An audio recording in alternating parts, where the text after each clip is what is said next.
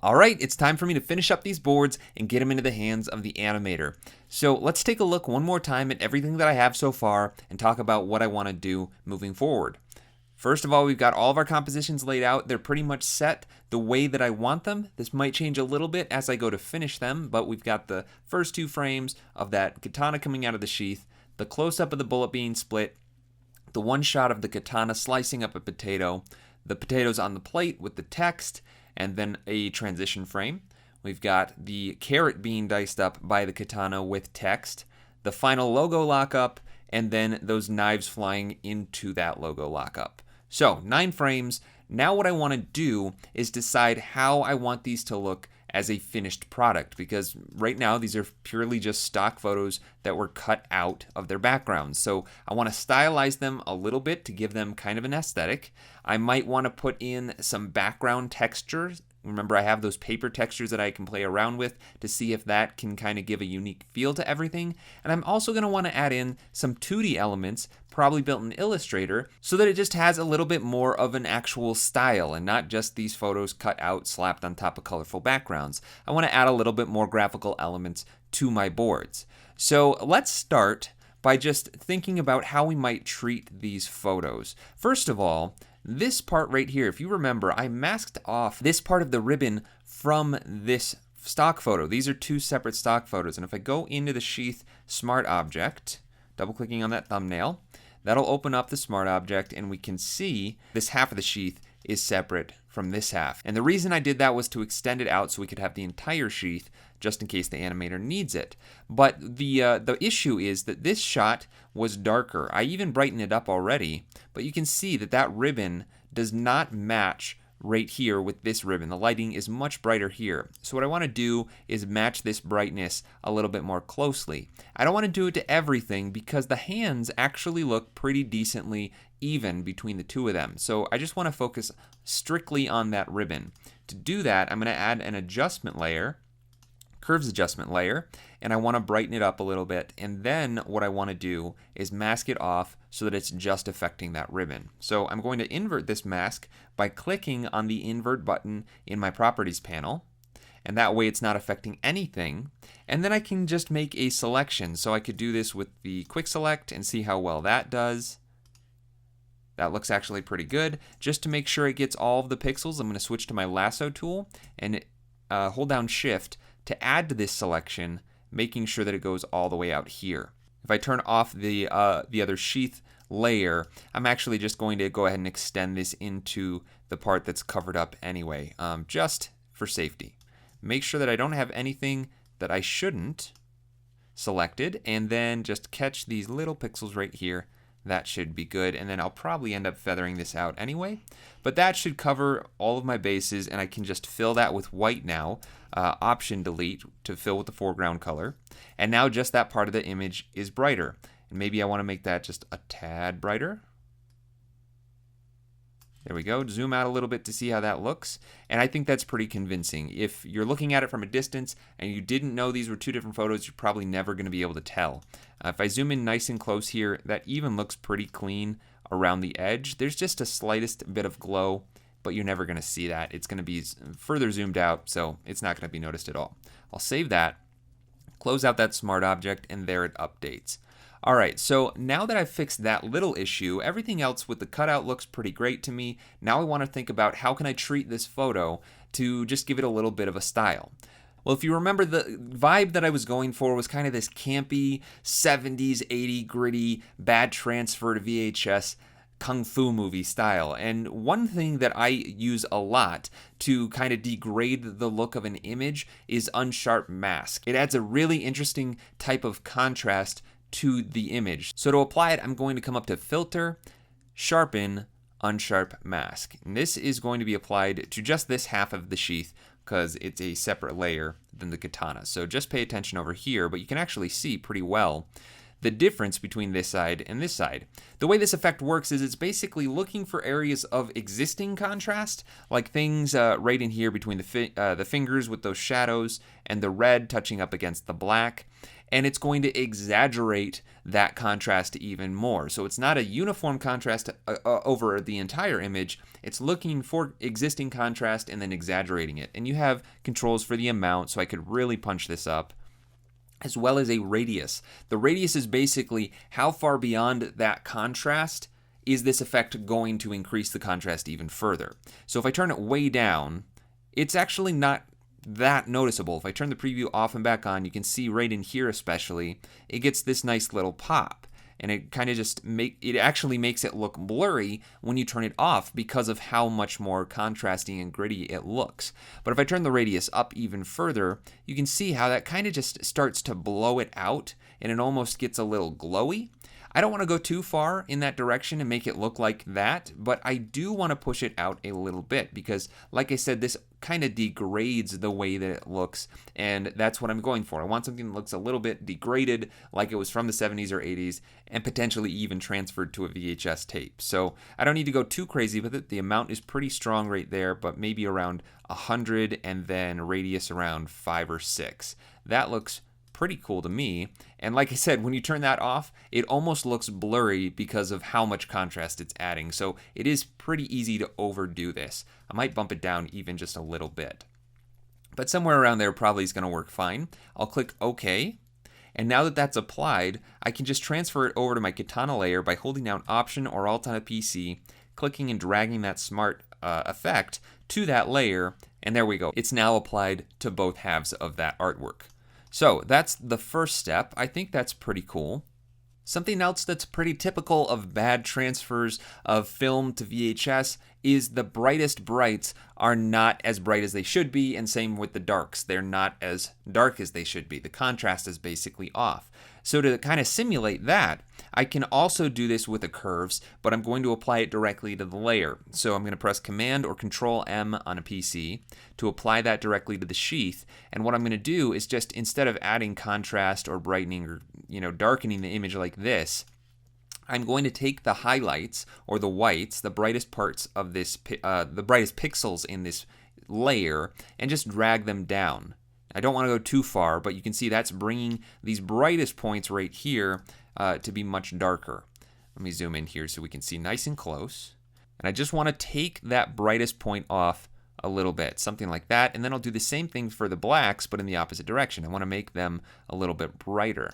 So we're just losing some contrast there, basically dulling that image just a tad. And obviously this is not something you'd want to do all the time with any project, but with this specific one, since I'm trying to degrade the look of the image a little bit, I do want to do that. So that's with and without. All right, and from here I could add a little bit of contrast back in just by adding in a tiny amount of an S-curve here. So bringing up the brighter parts up just a little bit and the darker parts down just a little bit.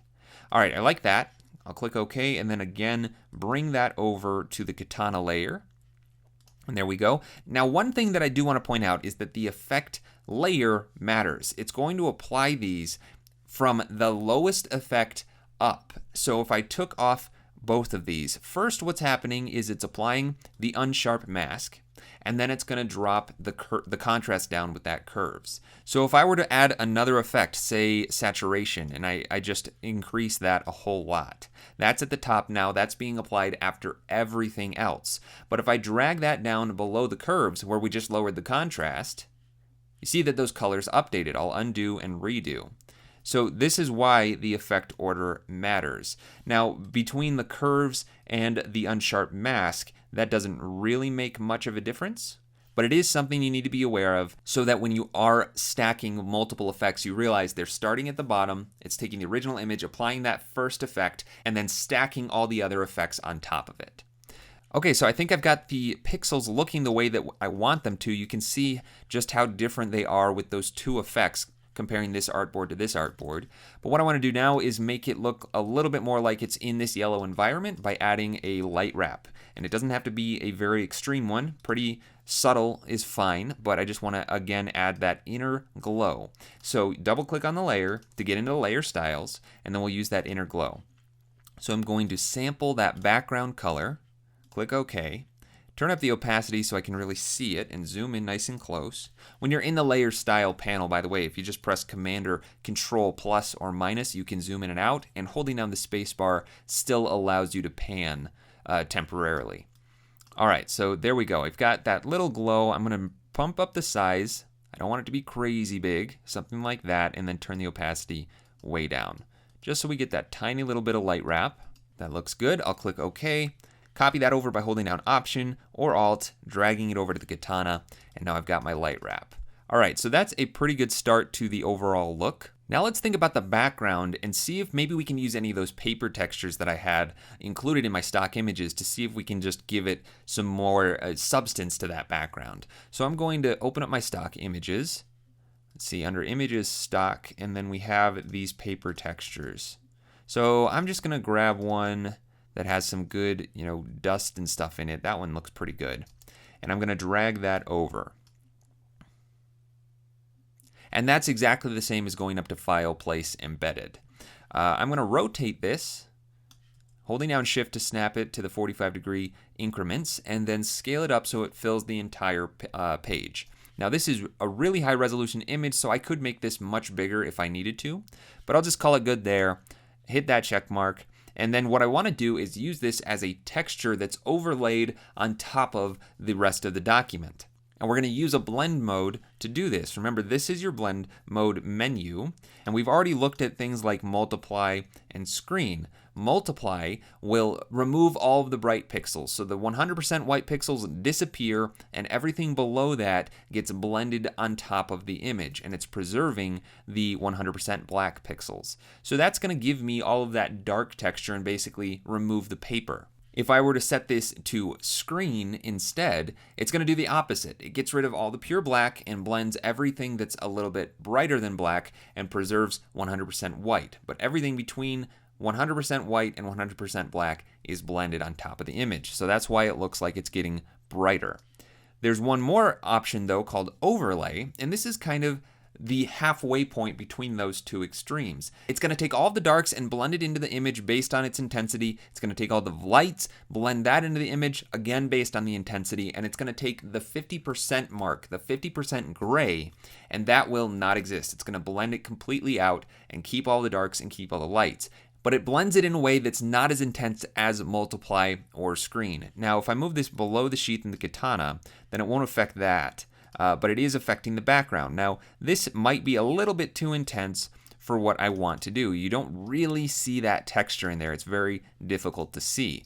But if I increase the contrast on this a little bit, I might be able to bring out some of that texture a little bit better. So I'm going to press Command M to bring up my curves, and I'm going to pull this over. This is the same thing as grabbing this point and dragging it over, but instead of being able to move it up and down, I'm only able to move it to the right. So I'm going to grab those darks and bring them over to this side of the histogram. This is telling me where the darkest parts of the image are, where the darkest pixels are. So I'm basically just sliding this over, making those darkest pixels pure black. Everything that is darker than that also becomes pure black. But doing that, you can see, brought in a lot of those darker pixels. And then I could grab the whites and do the same thing, bring them up to make the brightest parts of that image even brighter. And now that texture comes through a lot better. Zooming in nice and close, you can really see all of that texture showing through again. So I'm going to rename this layer really quick, Overlay. And just to give you a clear example of what's going on, I'm going to make another copy and call this one Multiply. And I'm going to make one more and call it Screen. Then I'm going to turn off Overlay and Multiply. We'll focus just on this one and turn it to Screen. So what this is doing is removing all of the pure black and blending everything that's brighter than pure black into the image. The brightest pixels, the 100% white pixels, stay 100% white. They don't get blended in at all. And to make this even clearer, I'm going to move it above the sheath. So there you can really see all that texture coming through. Because we added so much contrast, it's really, really gritty. If I turn that curves off, you see that it basically just washes everything out. But none of those black pixels are there anymore. There's a hole right there where some of that texture was. All right, now let's turn that off, put the multiply layer up, change the blending mode to multiply, and then look at this again. Now it's much, much darker because we're getting rid of all of those bright pixels and keeping those darkest pixels. Everything that's pure black doesn't get blended at all. Everything above it does. But overall, it's making the entire image much darker. And then finally, we have overlay. If I turn that on, you can see that it still is affecting the image, but it's doing it in a way that is both brightening pixels and darkening pixels, not just one or the other. I want to stick with overlay because it's taking the most detail out of that paper texture. If you only were concerned with these little dusts and specks and scratches, then just use multiply. Then you're just going to get those dark parts and you can get rid of all of the bright paper texture. But this way, I'm going to get both those specks and the actual fibers, the texture of that paper that we see in these kind of vertical lines, and I like that. So I'm going to keep that, but I'm not going to put it over top of these images, just on top of the background. So let me get rid of multiply and screen, and I want to point one more thing out, and that is that this texture image was not pure white. The paper had some color to it. I'm going to turn the blend mode off of overlay so we can see there is color there. And because there is color there, when it's blending into the background color, it's going to affect that color. So let me change that back to overlay and then turn it off and back on. It's pretty subtle because it is fairly desaturated, but it is affecting the background color. If I press Command U to bring up my hue and saturation and increase that saturation, and then change the hue, you can see that's actually affecting the colors below it. It's much more green now. And that's because that saturation affects what's below it when it's set to a blending mode. So what I actually want to do is reset this and turn the saturation all the way down. Click OK, and now my image is actually completely desaturated. There is no color data in it. It's just a grayscale image, and that's all I want. I want to take those grayscale pixels and apply them to the background color without affecting the color itself, just making it brighter or darker, the value of that color, not the hue and not the saturation. So there we go. I'm going to set that back to overlay. And now my background color is pretty much preserved. It's just brighter or darker depending on what part of the texture is overlaying it. All right, I want to take the highlights off just a little bit. So I'm going to go back into that curves and push the whites over just a little bit. And then maybe bring the darks in just a tad more. There we go. Click OK, and there's before and after. So I just made the background just slightly darker, but you can compare it to the other artboard and see that the yellow is almost exactly the same. It just now has texture. All right, the next step, because this is supposed to be something that was potentially shot on film, I kind of want to add in some film grain and kind of maybe simulate that cinematic look and maybe potentially not using the highest quality film grade so that it is pretty dirty and grungy. So to do this, I could apply the texture directly to the layers, but if the animator ends up deciding they want to incorporate this grain, I know because I've used After Effects and I've done this type of thing before that I want that grain to be animated. You know, film grain isn't a static, still image. It's something that happens on every single frame when the film was exposed to light. So the grain is going to change from frame to frame. And if I give them the grain straight on the graphic, they can't animate it. But the animator can generate grain very easily in After Effects. So what I want to do is just make a new layer that has grain in it so that they can easily turn it off if they don't want it and they want to animate it instead. So what I'm going to do is just make a new empty layer right on top of my graphics, and I'll call this grain. And while I'm at that, I need to change this to texture, and actually I'll call it background texture, and that way that is clearly labeled. And I want to fill this with 50% gray. So I'm going to bring up my color picker, change the brightness to 50%, and then fill. So there I have a 50% gray layer, and the reason I did 50% gray is similar to why we used overlay, because this is going to add grain in both a brighter and a darker direction, and not just brighter and not just darker. If I were to do black, it can only add lighter grain. If I did white, it could only add darker grain. Because I did right down the middle of the road, it can go in either direction. So I'm going to go to Filter, Noise, Add Noise, and then zoom in to 100%, Command 1, just so I can see how much texture that's going to add. And I think that might work. Maybe bump it up just a little bit like that. Gaussian monochromatic. If I turn off monochromatic, it's going to make color grain. I think I want to keep it monochromatic. but somewhere around there. Maybe just increase that a little bit. So it's nice and easy to see. Click OK. And then I want to set that to overlay. And there we go. It's applied that grain, blended it into the overall image. If I turn it off and back on, you can see it's not really affecting the brightness or the color at all of my document. It's just adding this gritty texture, and that's what I wanted. Now, it might be a little too exaggerated. It's very visible on these hands, but when you zoom out, it becomes much less apparent, and especially once it's animated, it's not going to be seen very much at all. So I think I actually will leave it exactly how it is, and I think this frame might be done. Let me just undo back to where I opened this so we can compare. We went from this completely unstyled image, just cut out straight from the stock photos, slapped onto the yellow background, to here where we've applied some contrast adjustments. We've added that unsharp mask, we added the inner glow, the grain, the background texture. I think that really adds a lot. So now that I've got that going for me, I need to transfer it to the rest of my boards. So let's just start by transferring over to Artboard 2, which should be very easy since it's the exact same shot. The sheath is just open. So first I'll grab the grain and the background texture, hold down Option, and then drag that into Artboard 2. And those should go exactly where they're supposed to. I just need to rearrange the order so that background texture is only over the background. And then I need to transfer over the smart effects and the layer styles. So I'll do the smart filters first, Option, click and drag, and then the actual layer styles. Because those are the same on both layers, I can now just copy these ones over to the Katana layer. And there we go. Now that's already done. Both of those artboards are consistent, and I can continue applying these effects to all my other elements through the entire document. So I'm going to time-lapse some of this. Again, if I do anything new, I will stop and explain myself. Now this layer in particular, this potato slice, had a curves applied to it already. You can see that was preserved, but I want to make sure that I don't copy that over to my other potato slices because it will include that original adjustment I made that the others don't need.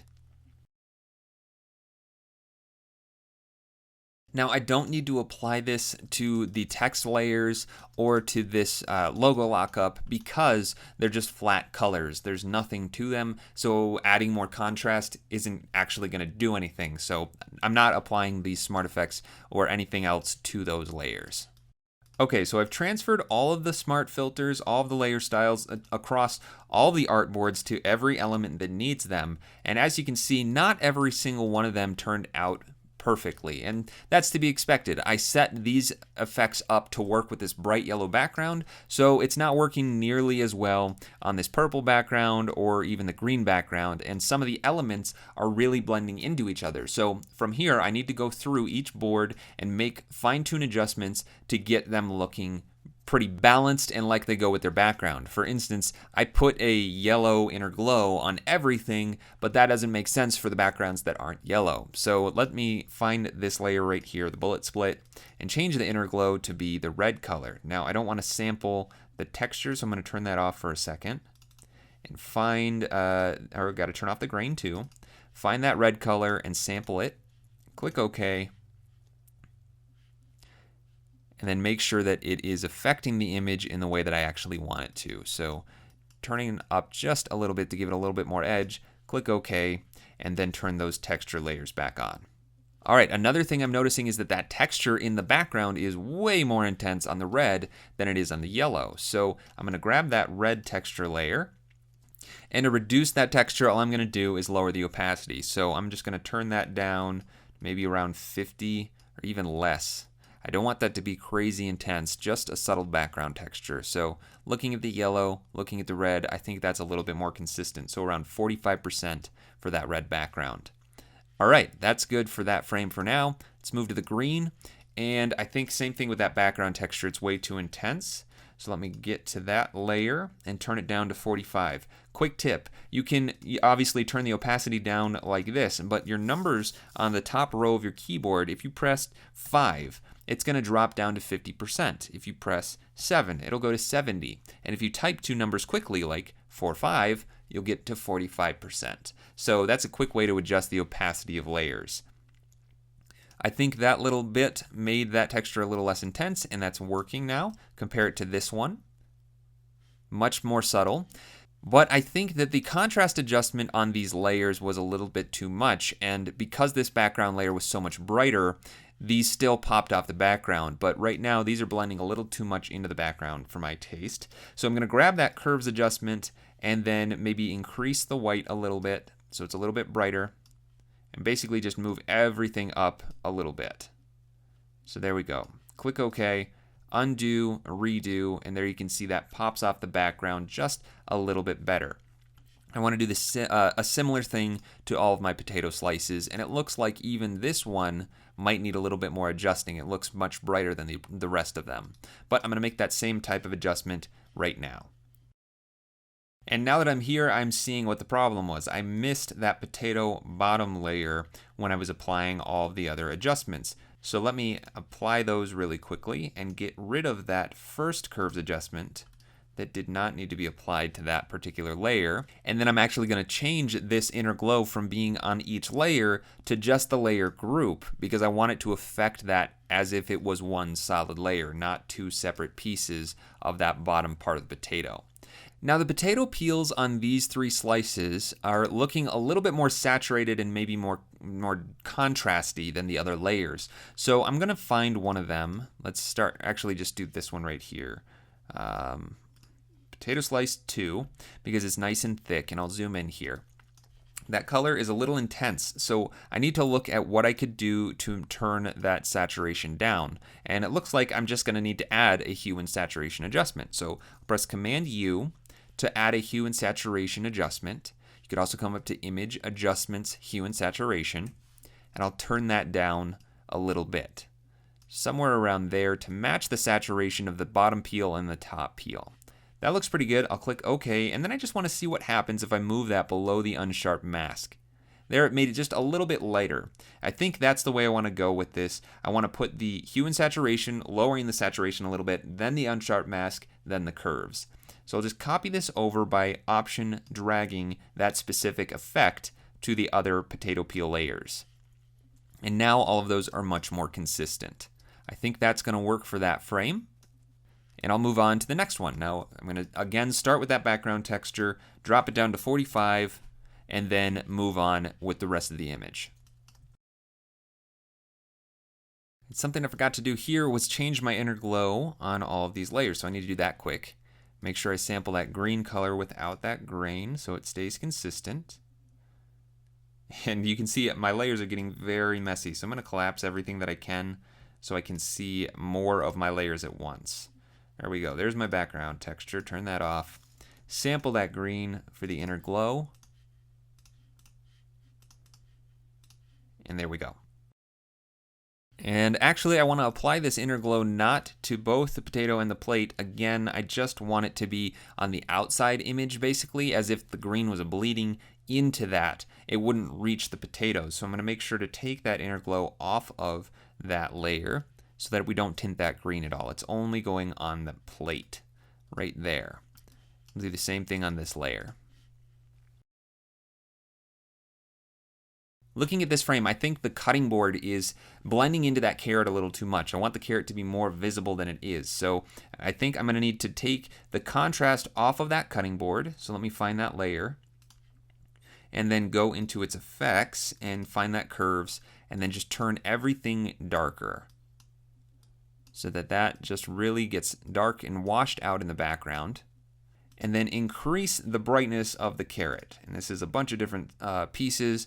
I'll stick with the bottom part, the base, first. Grab those curves, and then just lighten everything up a little bit.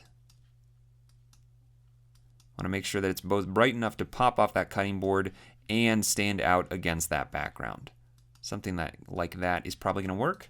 Copy that, and then apply that same curves adjustment to all the other slices. And I think the carrots are looking a little bit pale. It probably has something to do with the curves adjustment. So what I'm going to do is change the blending mode of that effect specifically by double-clicking on these little arrows right here and changing the blending option specifically for that curves adjustment. And I'm going to change it to luminosity, so it's only affecting the brightness and not the color. the way that I set up that curves, it was actually not only decreasing the contrast, but also decreasing the saturation. So if I turn it to luminosity, it's only going to affect brightness and not the color. And you can see that tip of the caret is so much more saturated now than the rest. So I'll just make that adjustment on all these curves, and we should be good to go. All right, now obviously the texture on this purple background is way too intense. I might need to turn it down even further to something like 30%. And the grain as well is actually really, really visible on top of this. So maybe I want to turn that down to something around 40% as well. Maybe not quite that far, maybe 70%.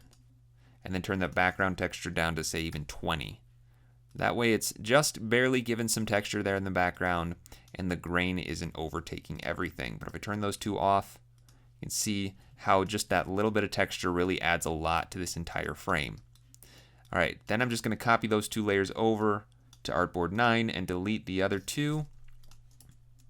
Reposition these, and there we go. That matches up now. And there we go. I've applied all of those effects to all of my frames, and just looking at them as a whole now, I'm basically looking for consistency in contrast and color. I don't want anything being more saturated or less saturated than anything else. I want all of the contrast with the backgrounds to be pretty consistent. And what's sticking out to me right now is this katana is brighter here than it is here or here, and even the CG render. So instead of making this one katana darker with less contrast, I actually like how visible and how much it pops off the background in this one. So I'm going to modify all of the others to match it. So I'm going to keep it at this view so I can see them all at once, and go to this CG render, and then go to the curves and bring up these brights a little bit. So to grab those highlights, and even just that was probably a little too much. But something like this just pops it off the background, undo, redo, and that takes those brights and just makes them a little bit brighter. I think that's good. The darks on that actually might be a little too dark. So I'm going to grab that and bring it up as well. And that way we still get that kind of faded, washed out look, but it's still brighter than it was before. So there we go. I've adjusted that one. This one I definitely want to pop out of the background there because it's cutting through the frame. So let me find that katana layer, go into its curves, and make the brights a little bit brighter. And this one I actually might need to add more contrast by adding some darkness there because it's now blending into the plate. So I definitely don't want that. So this is interesting. I might have to play around with this a little bit. Let's zoom in here and see how we can make that a little bit more visible off the plate. Instead of making it brighter, what if I turned down the darks and made that even more dark? Could even take some of the brights and bring them down. Now, I don't want it to look like it's a dirty blade or something like that, but turning that down really did make it more visible. And in this case, that might be the way to go because making it brighter really did make that blend into the plate, and I don't want to overdo the brightness. I don't want to make it look like it's completely washed out. So I think actually making it a little bit darker is the way to go for that frame. And then on this one, I think I can make it a little bit brighter. So let's grab the curves for that one, bring up these brights just a little bit. And there we go. Now that pops off the cutting board a little bit more. We see the brightness of those hands a little bit more. And I think that's going to work out. The only thing that still bothers me is this blade right here. But because this was separate from the rest of the smart object, I can increase the brightness of just that blade. If I go into that smart object, double click on the thumbnail, go to that blade and increase the brightness here, which I've already done, but I'm going to just exaggerate it even further. I'll grab these darks and bring it up, make sure that bright gets super bright right here, that highlight, and then maybe add another point there so I can exaggerate those darks up just a little bit more. So there we go. Click OK, undo and redo, so that's just brightening that up. And it's bringing out a lot of this dirty, grimy detail. Let me save this and see what it looks like after I apply the effects. If I undo and redo, you can see that now it's brighter.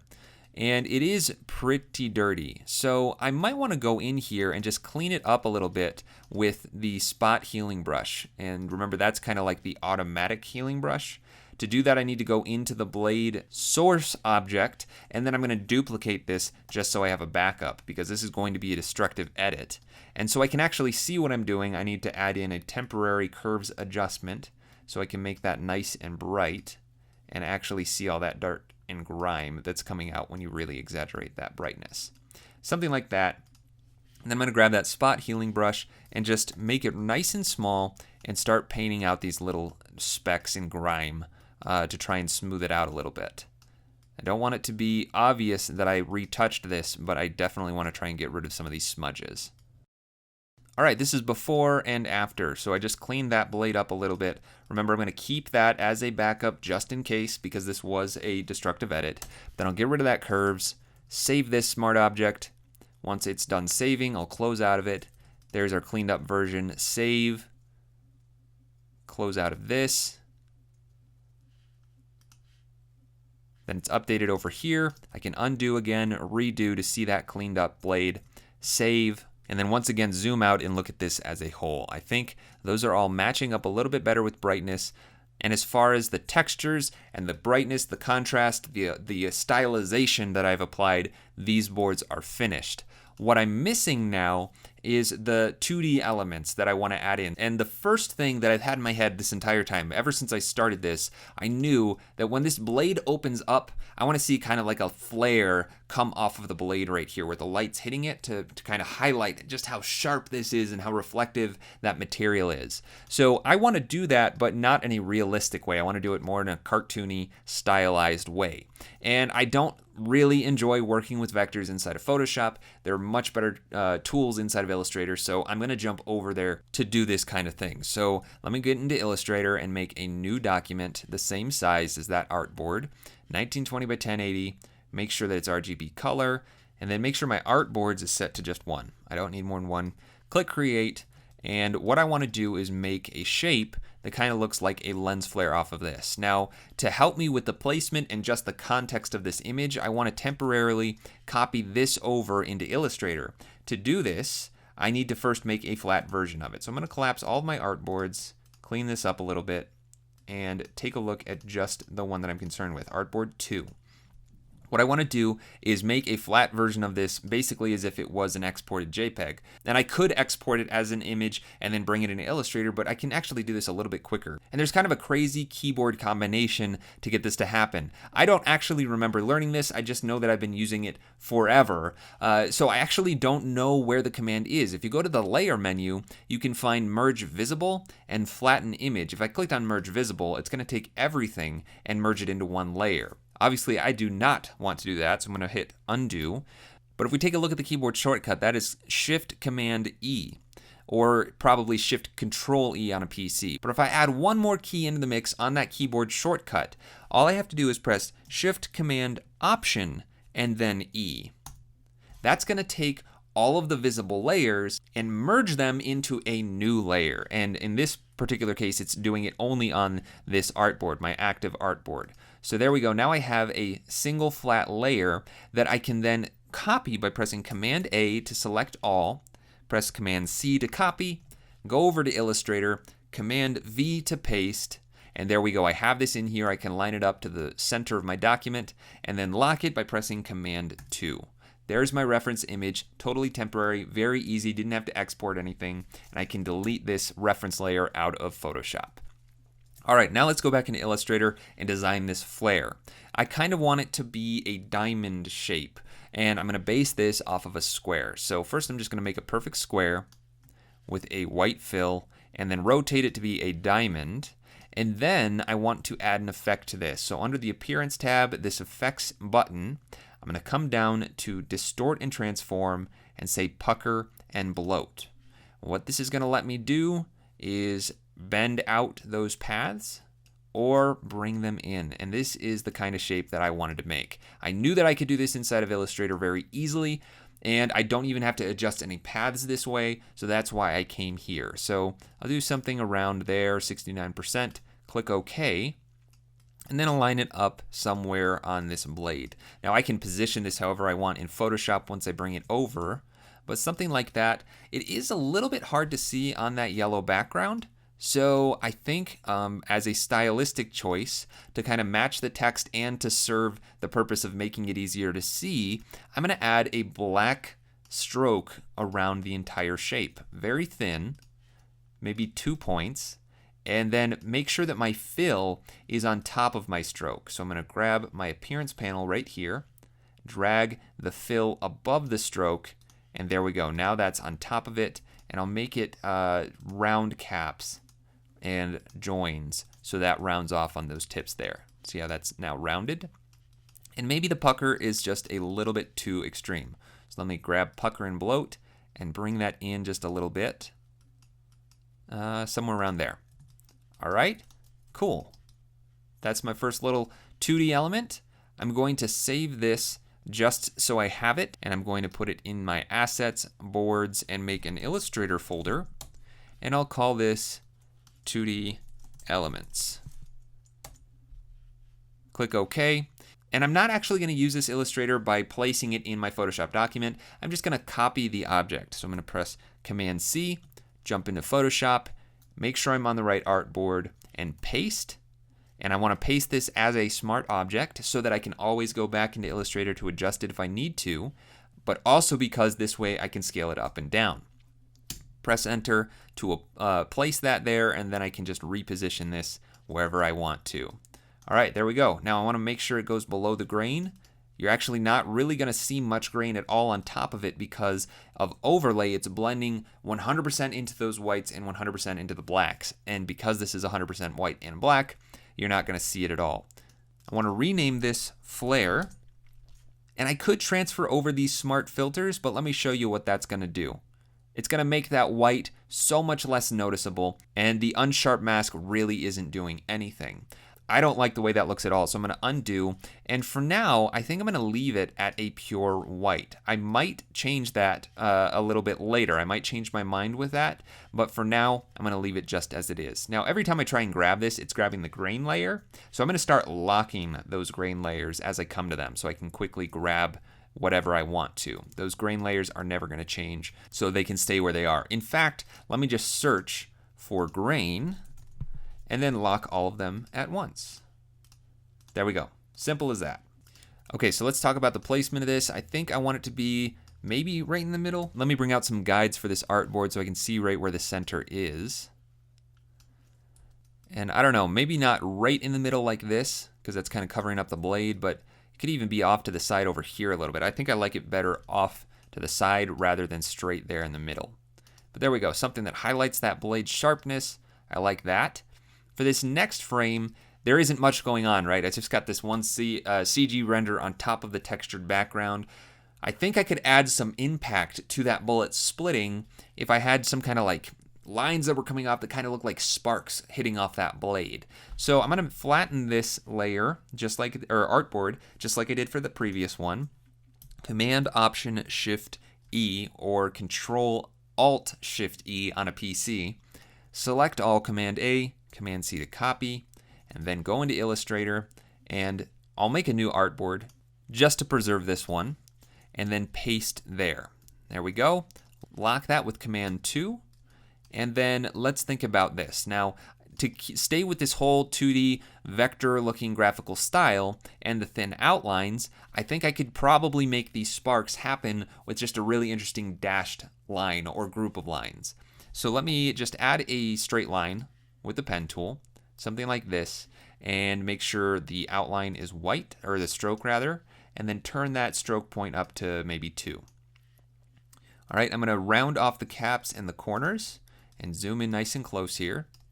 And I basically want this to split off in a bunch of different directions, pivoting around where it hit the bullet. So let me just make this a little bit bigger, and probably in both directions, and then just copy it and paste in front, Command F.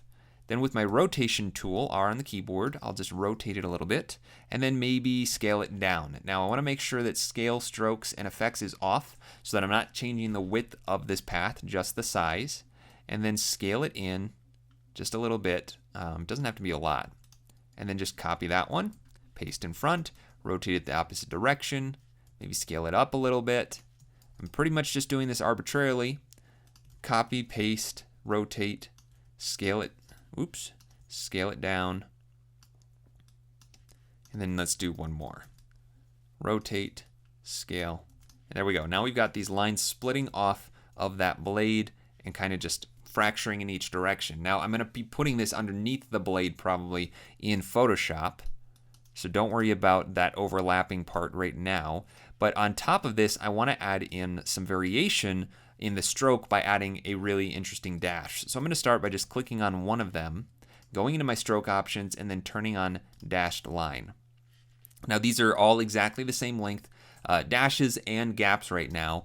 To see this a little bit easier, I'm going to go to View. Here we go, View, and then turn off my edges. That's also Command H, and that way I don't see that blue outline or overlay of my path on top of there as I'm adjusting this. So let me go back into there and now just play around with the dashes and the gaps. You see that I have multiple options, so let me increase the gap size to say 50, and then go to my second dash and make it 100. And then the next gap will say 83 or 86, and then the next dash to be 48, and then the last gap to be 12. Let's see what that looks like. So that gives me an interesting pattern. Maybe the first dash should be 32.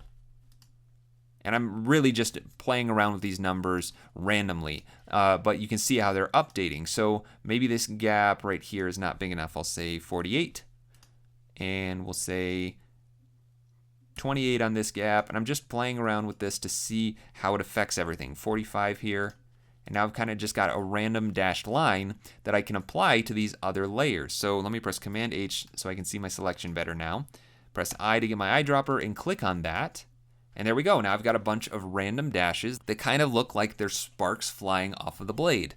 Now if you look at the ends, you can see that that pattern is identical on all of them. They all start with this tiny little one, and then the bigger one, and so on.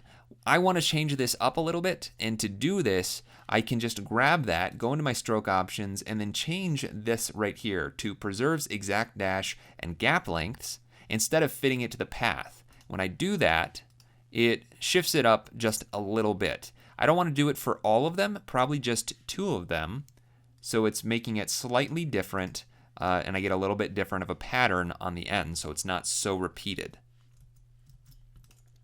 I could also grab some of these and adjust the lengths just to get some more variance. There we go. Now we've got those sparks flying off of there. I do want to make sure that they're all overlapping pretty much at the same spot though. So let me take a look at this. I think this line right here needs to be adjusted just a little bit so that it's all pretty much hitting right in that point. There we go. That looks pretty good. All right, let me save this document, copy these paths, and then bring them into Photoshop. Put them below the bullet split as a smart object, and then position them where I need them to be, press enter. And the reason why I can't see them is because I still have that merged version of that artboard on top of everything. So there we go. Now we can see them nice and clear. I'll move this around a little bit to get that to line up right where I want it to, and that kind of looks like sparks now flying off of that bullet. Very cool. So that just adds a little graphical highlight basically to that impact, and it's kind of going to tie everything together. Once I'm through with all of these boards, having all of these elements is really going to help have a visual language that gives the style of this piece some personality.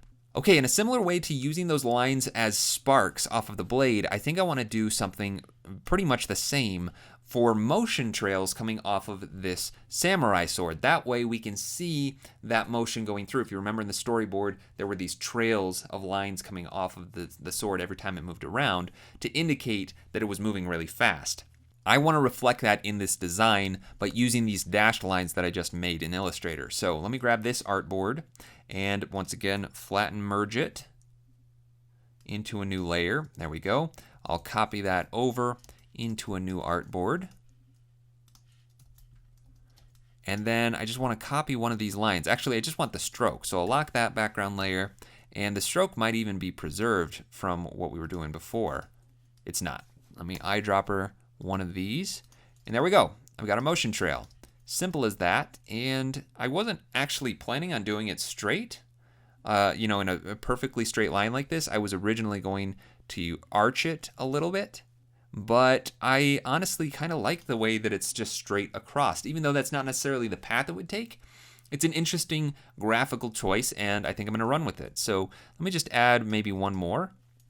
And I'll change this up by shifting the length on it a little bit and maybe changing that stroke to be absolute rather than fitting to the path.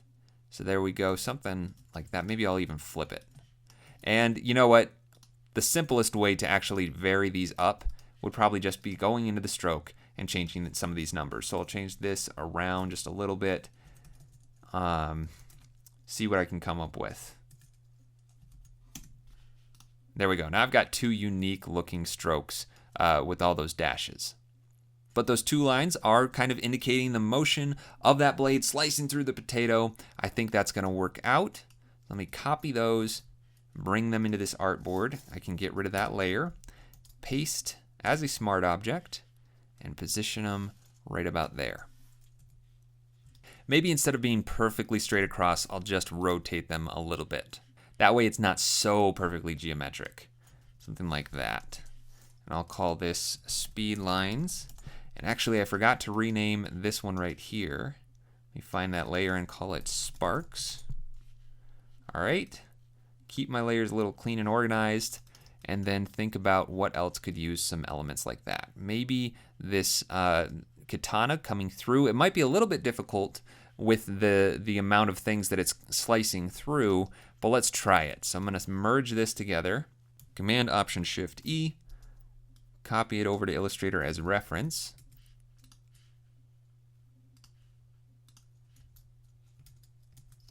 And then just bring these speed lines over. Make sure they're above everything. Command Shift right bracket to bring to the top. And then reposition these so that we can see them coming through. So it's probably going to be slicing down like this.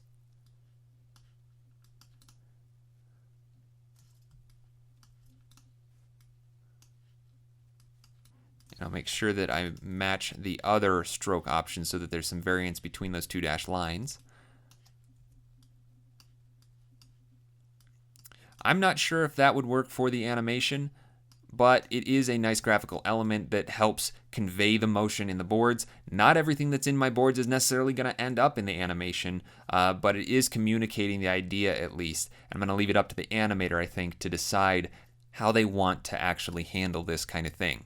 But for my boards, I'm going to leave it in, so I'm going to copy it over to here, Smart Object, get rid of my reference layer, and call that Speed Lines. And make sure they're in the right spot.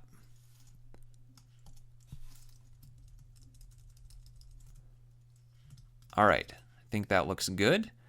And now on this frame in particular, I don't think I need the speed lines because the blade is going to be moving a very small distance. It's not like it's coming up and chopping down every time. It's more like a chef's knife that's just dicing up this carrot. So I don't think I need anything on that frame. Let me zoom out and look at this as a whole again. I think it's working out pretty well so far. I've just got that nice little flare, the sparks, these speed lines, and then at the end, why don't we take one of these knives and pull it out and then have speed lines coming off of it so that we can see it's actually flying through the air. So maybe this one, this would probably be a good one to do. I'm thinking the butcher knife's gonna come in first, then the chef's knife, and then this last smaller knife. So I'll take off the path, or just disable that path for now, so the tip is still visible, and then back it up a little bit. So it's flying through the air a little, and maybe I'll rotate it. When I go to transform this, the bounding box is gigantic. I do not know why that is. It might have something to do with the vector mask, but I'm just gonna work with this, rotate a little bit, and then position it where I need it. So maybe about there. All right, let me just see where that last frame was. Yeah, that's pretty good. Let me just move it down a little, and then we'll add in some speed lines. So let me merge this entire artboard, copy it over to Illustrator, and paste. Now that moved my artboards way over here. Let me rearrange everything. I'll go into my artboard options right there, edit artboards, arrange or rearrange all, and make it 3 columns. Click OK, and that did not work. Let me undo. I think I need to unlock everything potentially. Let me unlock these objects, go back to my properties, rearrange all, 3 columns, and spacing can be smaller, like 20 pixels. There we go. Then I can lock each one of these up again and bring in some speed lines. So let me grab maybe these two over here and just edit them to fit this knife. And I can't see them because they're behind that, so let me lock that in the background and then just add in some speed lines. Copy those, bring them into Photoshop, paste as a smart object, and make sure it's right where it needs to be. All right, there we go. I think that is the last little bit of speed lines that I need. Looking at it as a whole, the only thing that's really bothering me now is this frame right here. I feel like this one element isn't cutting it. And now that I've seen how I can use these dash lines to add some highlights, like the sparks flying off the bullet, I think I could enhance this flare even more if I just added some more to it using those stroke lines. So what I'm going to do is actually just kind of forget about this smart object, because I can easily copy it in from Illustrator again, and just work on my Illustrator document some more. What I want to do is kind of make a light burst coming out from the center of this flare. So just, at least for now, I'm going to center this up in the frame vertically or horizontally at least, and then move it up to the top of the blade like that. And then I want to make a pattern similar to this over here. So what I'm going to do is just grab one of these and bring it over and align it to the center of this object. So there we go. It's aligned to the center, and I'm going to rotate it a little bit. But what I want to do is make sure that it's big enough to extend to the outside edges. So no matter how I rotate this now, it should always go to the outside of my artboard. And that's good. That's what I want. And I can't really see that white on top of that yellow, at least not as clearly as I want to. So I'm going to try just changing that to black and see what happens. Yeah, obviously that's way easier to look at. So I'm going to just put that down there and then maybe make these dashes longer. So let me press Command H to hide that overlay and adjust these gaps, or dashes rather, to be bigger. So maybe 120 and then a gap of 80, a dash of 100, another gap of 120, and then another dash at 28 and a gap at 75. So there we go. Now I've got some longer dashes there, and I'm going to try and use an effect to repeat this radially around in a pattern. So let's just see what happens. I'm going to go to the effects under my appearance panel, distort and transform, and then transform. And I'm going to just turn up my copies to, say, 7, turn on preview, and nothing's happening because all of those copies are just laid on top of each other. I haven't done anything to actually transform it. I've just made 7 copies of the same line right on top of each other. But if I take the rotation and just increase the angle a little bit, there you can see it's now shifting that around. And if I just keep adjusting this, you can see that it's going in a little bit more of a random pattern. So I'm just going to keep messing with this until I get something that I like, and even maybe just use the keyboard until I get something that looks maybe a little bit like that. That looks like a nice little flare burst coming off of there. I'll click on OK, and now I've got a really interesting looking element. I might want to turn the stroke up on this flare in the center just a little bit so it matches more closely, and then play with the positioning just a little bit. Maybe just rotate the entire thing a little bit. That way all these tips are coming off of those lines instead of merging into them. But I like the way that that looks. So let me grab that and this, copy them over to Photoshop together as a smart object, make sure that they're in the right spot, and then scale it up so that it's the right size. Actually, I'm just going to type in 100%, make sure these are length, 100%, so it's exactly the same size as what I had in Illustrator. And then get rid of the other smart object. Rename this one Flare, and then move it around however I need to.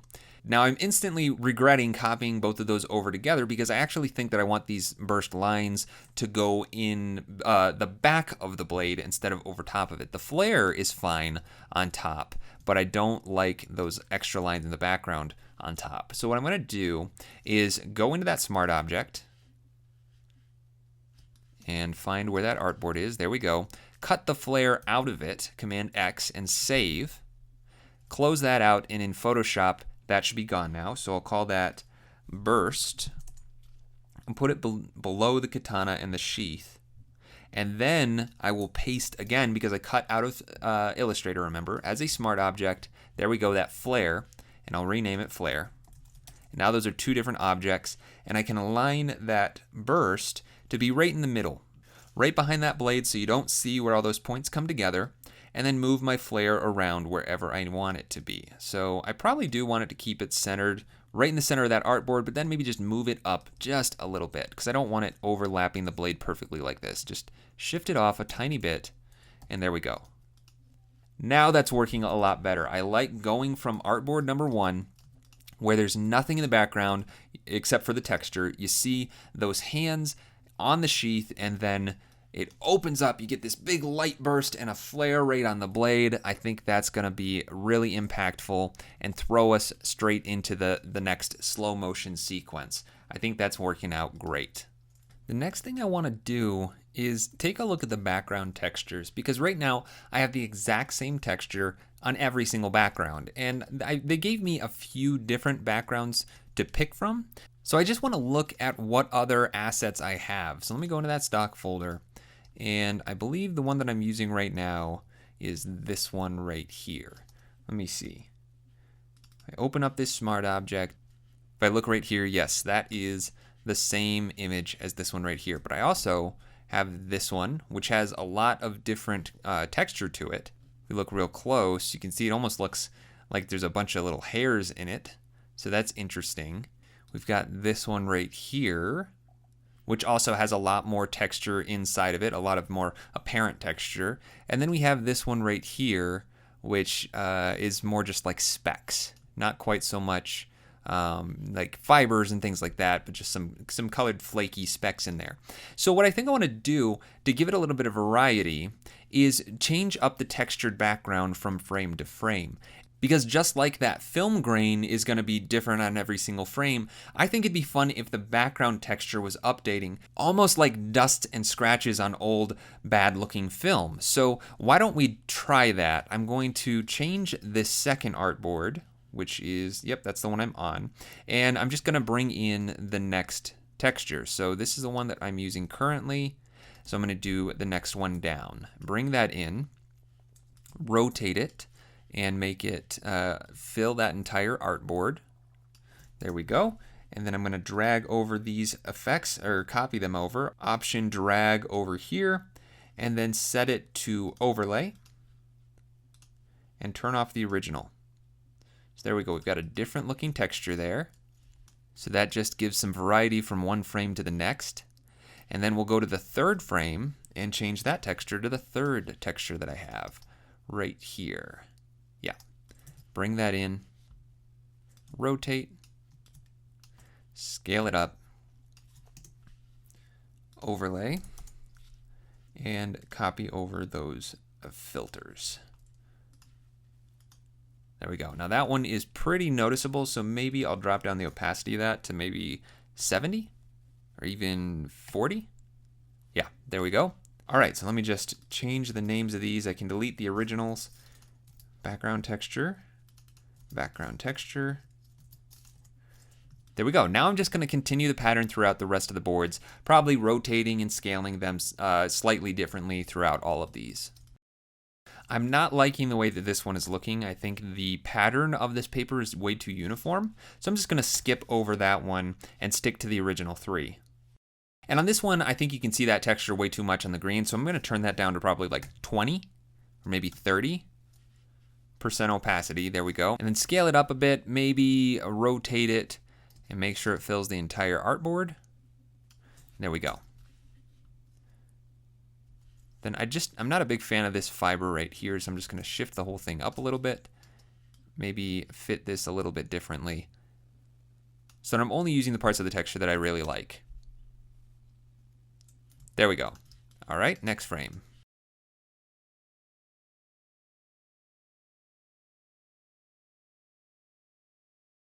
All right, so I finished making all those texture adjustments, so each frame has a unique texture now. And then I just want to take a look at this frame right here. I don't really like the placement of this flare where it is. being so centered up. I think I'd much rather have it off to the side like this. And I might want to play with the pucker a little bit. So I'm going to go into that smart object and find that, and then maybe just pucker it in a little bit more. Something like that, so it's nice and long on the ends. Save that and see what it looks like. There we go. And now it's just a little bit tighter in the middle. It extends out further on the sides. I think I like that shape a little bit better. So we'll put that lined right to the edge of that blade. And then we're going to keep that burst in the background centered, I think. And I know I've told you that it's great to not always put things at 100% white or 100% black, but in this particular style, I just kind of feel like 100% white, 100% black on these 2D elements actually works because it's different from everything else in a way that fits the overall style of this piece. So I think I'm going to leave it as is instead of doing something like dropping down the whites a little bit and pulling up the blacks a little bit. I don't want it to lose that pop that it's got off of the background by lowering the contrast basically. So I'm going to just leave it like that and call it good. Now, most of these elements are just floating in midair. There's nothing grounding them. They're disembodied hands. That's fine. But on a couple of them, say this cutting board, for example, it would probably help if it just had a little bit of shading underneath it to ground it in place so it's not just sitting there, floating in midair. That way it looks like it's on a surface and you could actually be chopping on it. So I'm going to brush in some texture here. I'm going to have to find some good texture brushes for this, but I'm going to grab my Wacom tablet to do this. So let me plug that in. All right, and I'll need a new layer right over the color fill background. So let me clean some of this up. So I'm focused on just what I need to. And make a probably duplicate of this layer. And I'll just change this to being slightly darker and maybe a little bit more red. Something like that. For now, I'll just exaggerate it so it's easy to see. And then invert my mask. And then find a good brush. So let's go into maybe the Mega Pack and the effects box and find something that's just nice and gritty. Let's try this one called Noise Control and see what happens.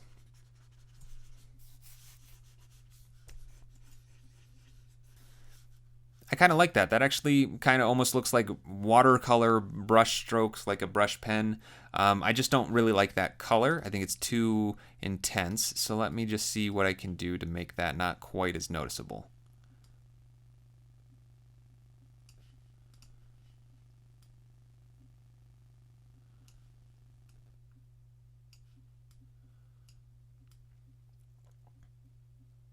Maybe just like that. And then I'll clear this out and start again. I want to brush in some texture down here. Give it a little bit of a shadow.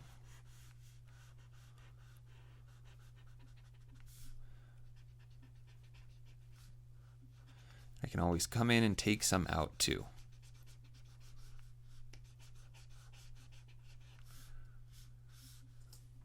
Make my brush a little bit smaller.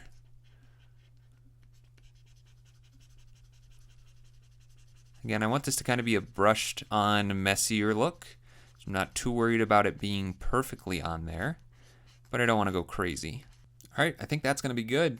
I could tweak the colors a little bit if I don't like it. Like I said, I don't want to make it really obvious. I don't want it to look like blood. I just want to be a little bit darker version of that yellow, just enough so that it actually looks like a bit of a shadow. And there we go, we've got a little shadow. Now I think I want to do the same kind of thing on this frame right here to kind of solidify these knives being thrown into the wall there. So let me do this a very similar thing there. I'm going to go to that artboard and make a new color overlay. Make sure I'm in the right artboard. Duplicate this and then make it just a little bit darker. Invert that mask. Command I to invert. And then brush on some texture. And I'm going to try and do it in a way that's going to make it look like it's a shadow for this knife coming off the wall.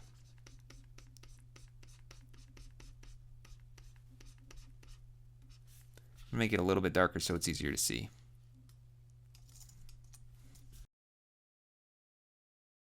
And there we go, just a little subtle shadow there. I made it a little bit brighter so it doesn't stand out quite so much, but it gives that a little bit of depth. We've got some solidification there on the ground for that cutting board, and really none of the other elements would be on a surface. The blade's being held up so it's not sitting on anything, and everything else is floating around in the air. So with that, I think I may have finished all 9 of these boards. Let's just take a look at all of them at once and see if there's any last little tweaks that I need to make. I like the way that everything is balanced with the contrast. They all feel very consistent. I like the 2D elements are all consistent with each other. They pop off of those photo elements in the background. The text styling is very consistent.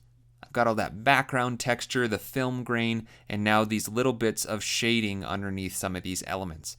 So everything is really working the way that I want it to, but there's one last little step that I want to take to kind of just finish everything off. It's kind of like the cherry on top of everything, which is to just add some overall adjustments to both the color and the contrast. So the first thing I want to do is something we've done before, which is add a vignette. Right now, everything is very, very flat, and there's nothing wrong with flat. You can make a design that is intentionally flat, but I think I can add some dynamic element to this just by adding in a vignette on each of these boards. So let's start with the first board real quick, and then transfer it over to all the other boards. So I'm going to go to Artboard 1, and I'm going to use my curves adjustment layer to do this. I use curves, as you can tell by now, for a host of different applications, whether it's color adjustments, brightness adjustments, or adding something like a vignette. So I want to add this below the grain layer so that the grain is the last thing on the very top being blended on top of everything. The vignette's not going to adjust the darkness of the grain this way. I'll go into the adjustments and add a curves adjustment and call this vignette. And I don't need the layer mask, but I will add a vector mask. So let me make a circle, something about this big. It doesn't have to be a circle. And in fact, sometimes you can make more interesting organic looking vignettes if you manipulate these handles, but I'm going to start with a perfect circle and see what it looks like. So add that vector mask. There we go. And then I want to feather it out. So turn this up, probably around 200 pixels is usually pretty good. And I forgot to make it a little bit darker. I probably should have done that first. Make it a little darker, and I need to invert my mask. So to do that, I'm going to grab the path, change this from combine to subtract, and there we go. Now we've got that vignette. Now this is manipulating the color of the background and everything it's over top of right now. So I'm going to try my little trick of changing the adjustment layer to luminosity. So it's only affecting the luminosity or the brightness of those pixels and not the color. This is with color adjustments and undo without. So it's very subtle, but in the corner here, you can see it gets more saturated when it's on normal, and when it's on luminosity, not quite as much. I actually think I prefer having that extra boost in saturation, so I'm going to leave that at normal. And that just gives the slightest bit of darkness around the corners. That might even be more than I need. But this way, it's just bringing your eye into the center of the frame a little bit more and giving just a little bit more depth to that background. Now, like I said, we could change this up a little. I could grab these handles and make it not a live shape anymore. That's fine. But just manipulate these a little bit so it's a little bit more unique, not quite so perfect. And this is something that's obviously easy to adjust. I'm going to be giving this off to an animator who can decide whether or not they like having this vignette on it at all, if they want to increase or decrease the strength of it, or manipulate the shape. That's something that I'm going to leave up to them. But I think having just manipulating those handles adds a little bit of personality to that vignette. Again, it's subtle. It's not something I want to overdo. I want you to know that it's there more subconsciously than anything. But now that that's done, let's duplicate that over to all the other artboards and make sure it's below the grain on each of them. All right, I'm going to look at this as a whole and make sure that the vignette isn't showing up differently on any of these. It should all be very consistent. But it is a good idea to look at all of your artboards, especially because all these colors in the background are so different. Sometimes your vignette might look a lot different on something like this red than it does on the yellow. But I actually want to adjust it on the red to exaggerate it a little more. Remember, this is kind of the intense part of the sequence where it's in slow-mo, chopping a bullet in half. So I want to exaggerate the vignette even a little bit more and maybe even shrink it down a little bit. So you're really focusing in on that bullet. And you're noticing I don't even have to keep it in the center of the frame. I'm going to use it as a device to highlight that bullet in that section of the frame. So there it is, as it's been adjusted. This was before, this is after. So it's just narrowing in your focus on that one particular spot. All right, I think everything else is looking pretty good. Let me just search for that vignette. And then I can turn all of them off at once and back on to see how they're affecting everything. All right, I think that's working well. Without and with, it just brings your eye to the center of the frame. I think that's working well. One other thing that I can do to everything is just add a little bit of a color grade or a color correction. What that means is basically just manipulating all of the colors in a very subtle way to give it a distinct look. And it should be subtle. Again, I don't want to overdo this at all, but let's just start with the first frame again.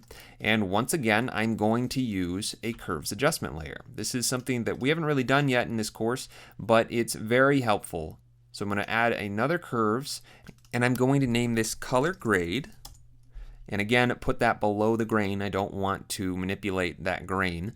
And curves can not only adjust the entire brightness of all three channels, red, green, and blue, but you can also selectively choose red, green, or blue channels and manipulate those values. So this is how I'm going to manipulate the color. If I went to the red channel and I turn the red way down by grabbing the mids and pulling it down like this, you see that it gets much more green because I'm pulling a lot of the red out. Or if I go in the opposite direction, it's going to make everything much more red. Now, obviously, that's not what I want to do to this image. What I'm going to do is just make a very subtle color adjustment to everything so that it brings it all together a little bit. And this type of color correction is something that I've done a lot with my own work. It's not something I'm just doing randomly. I've done it a lot, so that's why I know how to do this. But I'm going to start on the red channel, and I'm going to make a slight S-curve. And, you know, S-curves usually look like this, right, with your curves. I don't want to go anywhere near that much. I'm just looking at this vertical or diagonal line right here going through, and I want to raise up the brights just a little bit, and I want to pull down the darks just a little bit so that you just get this slight S-curve there. Then I'm going to go to the green channel, and I'm going to do the same thing. Grab here, pull it up just a little bit. Grab here, pull it down just a little bit. And there we've got that S-curve. And then I'm going to go to the blue channel, and instead of adding in a curve, I'm just going to grab the dark blues and pull them up a little bit. See, that brings in some blues into the shadows there. And I'm going to grab the highlights of the blues and pull them down. If I really exaggerate this, you see it makes everything super yellow because I'm basically taking all of the blue out of that channel. I just want to drop it off a little bit and now turn this curves layer off and back on. So you can see what that's doing. It's just giving a little bit of contrast to the red and to the green channels. I'm going to exaggerate this one a little bit more. And then it's taking out blue from the highlights and adding in blue to the shadows. So it's just giving the overall color a little bit of stylization. I definitely don't want to overdo it, so I'm going to back that blue off a little, but here's without and with. So I think that overall color adjustment makes for something that just looks a little bit more stylized. I think that's going to work, and I'm going to copy it over to my other artboards. Again, making sure it goes below the grain. All right, there we go. Looking at it as a whole again, I'm going to search for that color grade adjustment layer and turn them all off. That's without, and then back on. That's with. So there you go. I've given everything a vignette to bring your eye to the center of the frame, and I've given a little bit of a color grade that's just given a little bit of style. Very subtle, but a little bit of a style to the overall colors. And remember that I did this with adjustment layers, and that was very intentional because if I was working with a brand's color, I would be manipulating their colors, applying this color grade, and they might not like that. So keeping it non-destructive as an adjustment layer is going to allow me to make adjustments later on in the process if I need to. Or even the animator, the client might not realize that the colors have been adjusted until the animation phase. So this is allowing that animator to make adjustments if they need to according to the client's notes. All right, with all of that, I think I finally finished everything off. It's looking exactly the way that I want it to, and I can get this ready to export. What I need to do first before I export is just rename all of my artboards because they are exported with the file name being the same as what the artboard is named. So I'm just going to call this Ninja Gear Katana 01 and then replace that or sequence that all the way up. All right, now it's ready to export, so I'm going to come up to File, export as, and this will allow me to export all of my artboards at once. I want to make sure that I export them as JPEGs and at 100% quality. That's going to increase the file size a little bit, but it's going to allow me to present this in the highest quality possible to the client. So I'm going to make sure that's set to 100. It is, and they're all set to JPEG, so I can now just hit export all. I'll navigate to my assets boards folder, and inside the boards I'll make a new folder called output, and then I'll make a V1 folder in here just in case the client has any revisions. That way I can make a V2 and export the same boards into that new folder.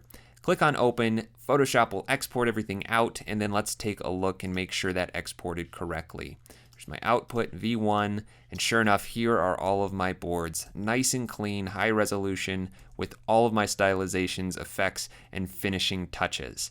All right, this is ready to go to the client, so I'm going to get it wrapped up and sent off.